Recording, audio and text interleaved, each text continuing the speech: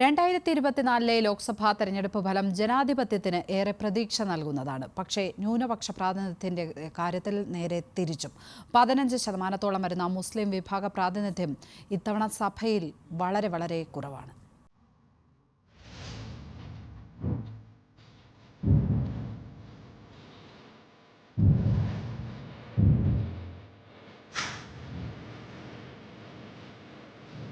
തെരഞ്ഞെടുപ്പ് കമ്മീഷൻ കണക്ക് പ്രകാരം 78 മുസ്ലിം സ്ഥാനാർത്ഥികൾ പ്രധാന പാർട്ടികളിലായി മത്സരിച്ചു.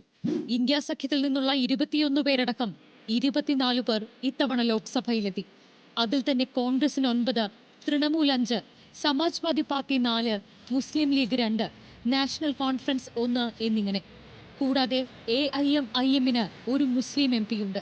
2 സ്വതന്ത്ര സ്ഥാനാർത്ഥികളും മുസ്ലിം വിഭാഗത്തിൽ നിന്ന് ഇത്തവണ ജയിച്ചു വന്നു. ഭരണകക്ഷിയായ NDAക്ക് ഒരു മുസ്ലിം MP പോലുമില്ല. ലോക്സഭയിലെ ആകെ അംഗബലത്തിന്റെ 4.42% മാത്രമാണ് ഇപ്പോഴത്തെ മുസ്ലിം പ്രാതിനിധ്യം.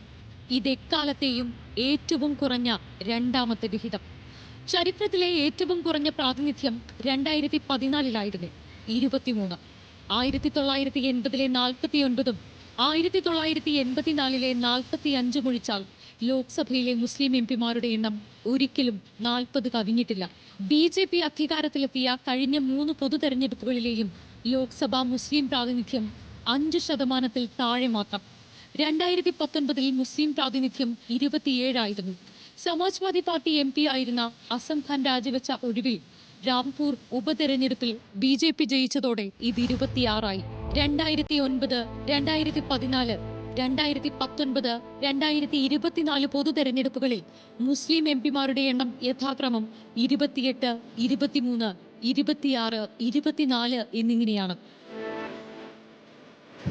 ഈ തെരഞ്ഞെടുപ്പിൽ വിജയിച്ച 24 പേരിൽ 14 പേരും മുസ്ലിം ജനസംഖ്യ 50%-ൽ മുകളിലുള്ള മണ്ഡലങ്ങളിൽ നിന്ന് ജയിച്ചിട്ടുള്ളവരാണ്. അസമിലെയും കേരളത്തിലെയും മുസ്ലിം MPമാരുടെ എണ്ണം കുറഞ്ഞു. അസമിൽ 14-ൽ നിന്ന് 7%, കേരളത്തിൽ ഇത് 19-ൽ നിന്ന് 15%.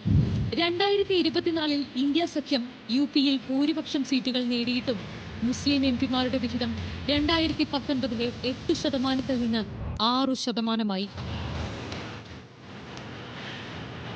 കോൺഗ്രസ് അധികാരത്തിൽ വന്നാൽ ഹിന്ദുക്കളുടെ ജീവിതം അരക്ഷിതമാകുമെന്ന പ്രസംഗങ്ങളിൽ ആവർത്തിച്ചയാളാണ് നരേന്ദ്രമോദി.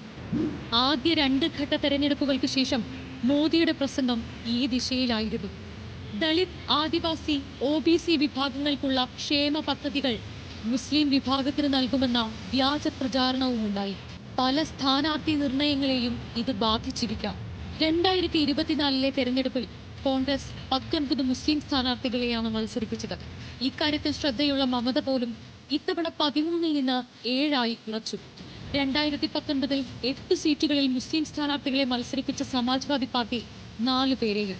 അതേസമയം കഴിഞ്ഞ 30 വർഷത്തിനിടെ ഗുജറാത്തിൽ നിന്ന് ഒരു മുസ്ലിം MP പോലും ഉണ്ടായിട്ടില്ല.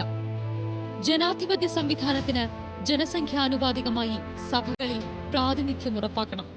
ഇന്ത്യൻ ലോക്സഭകളുടെ ചരിത്രം പരിശോധിച്ചാൽ അത്തരം പ്രാതിനിധ്യം ഒരിക്കലും ഉണ്ടായിട്ടില്ലെന്നു കാണാം. ഏറ്റവും കൂടുതൽ മുസ്ലിം MPമാരുണ്ടായ 1980-ൽ പോലും ഇത് 9.04% മാത്രമാണ്. Feature desk, news Malayalam.